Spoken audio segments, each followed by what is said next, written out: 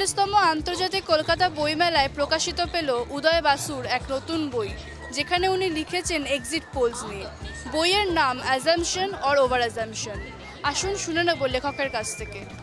বইয়ের ইন্সপিরেশন হচ্ছে, দেখো আমি তো জার্নালিস্ট, প্রায় 45 ইয়ার্স ধরে জার্নালিজম করছি। পলিটিক্স তো একটা মস্ত বড় ফিল্ড এখন সেখানে exit pole it's a phenomena. এটা তো আগে ছিল না। আমরা যখন 80s 90s যখন আমরা ইলেকশন সার্ভে করতাম, তখন তো এক্সিট পোলের was not on the scene at all. তো পরবর্তীকালে যখন হলো, এবং এক্সিট পোলের যে সম্ভাবনা আছে, এবং এক্সিট পোলের নামে যে একটা স্বার্থান্বেষী কিছু মানুষ, কিছু গোষ্ঠী তারা সেটাকে ব্যবহার করছে, সেইটা কিন্তু একটা চোখ খুলে দেবার মতো ঘটনা।